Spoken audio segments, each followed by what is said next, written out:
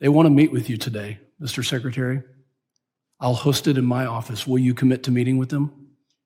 Congressman, I most certainly will, as long as you Thank do you. not politicize the meeting. Mr. Secretary, the only person politicizing anything here is you. I now recognize Mr. Pfluger from Texas. Thank you, Mr. Chairman. This is a sad day. America's security has never been weaker than it is under the Biden administration.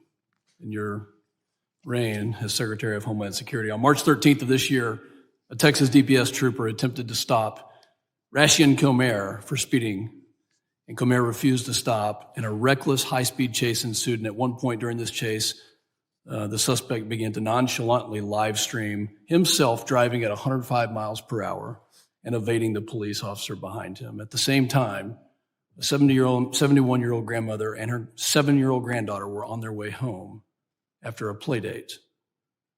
Their names were Maria and Amelia Tambunga. Maria is the mother of 2 of my constituents.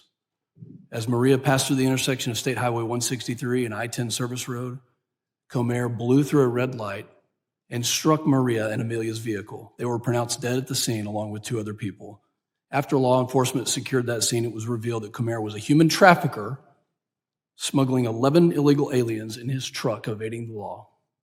Over the last few weeks, I have heard countless stories of this beautiful 7-year-old girl, about Amelia and Maria, about how Amelia was an outgoing fashionista. She wanted to be an influencer, about how she loved to play with her friends and dance with her Aunt Jenny and cook with her grandmother, Maria. I'm wearing a pink tie today, Mr. Secretary, in honor of that little girl. Most importantly,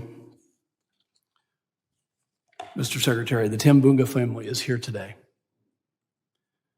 Emilio, Maria's husband, and Amelia's grandfather, Elisa, Maria's daughter, and Amelia's mother, and Virginia, Maria's daughter, and Amelia's aunt. They're sitting right behind you.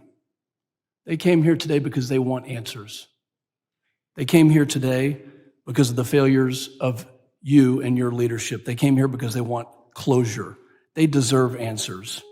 Mr. Mayorkas, will you turn around and offer them your condolences and an apology for the failure of your administration that led to the death of their loved ones? They're right there. They're standing right there.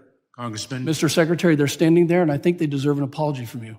Congressman, Mr. Chairman, may I stand and turn my back? Certainly.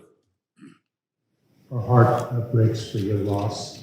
Our heart breaks for the loss of all victims of criminal activity.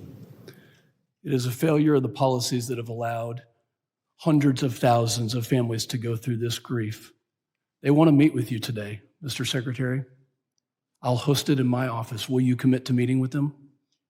Congressman, I most certainly will, as long as you Thank do you. not politicize the meeting. Mr. Secretary, the only person politicizing anything here is you. The security of this country is not a political matter. In fact, on September 21, 2021, you told me in this committee room that the border was secure. If we can play that video. Is the border more secure under your leadership than when you started?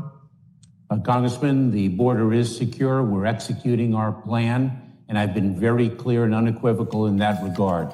Mr. Secretary, the question is the border more secure now under your leadership? Congressman, it is no less secure than it was previously. Mr. Mayorkas, are you going to tell the Tambunga family that the border is secure today? Congressman, you are politicizing a tragedy. No, I'm not politicizing tragedy. They came here to Washington, D.C. of their own volition to get accountability for the loss of their family, 2 beloved members of their family. This year, we had a hearing at the border, which no Democrat came to. Not a single Democrat came to the hearing that we had in McAllen, Texas, and Chief Ortiz said that the border is not secure. Do you disagree with Chief Ortiz? Congressman, let me return to what you said. Accountability is brought in a court of law. Mr. Mayorkas, I delivered accountability for 12 years. Mr. Mayorkas, do you disagree with the head Border Patrol agent when he said that our border is not secure? Congressman, I have testified to that issue. So you do disagree with him? You disagree with your chief of Border Patrol? I respectfully do in that regard, You Congressman. do. Not a single Border Patrol agent that I've talked to in the past 3 years has said that they trust your leadership or have faith that you're keeping our country secure.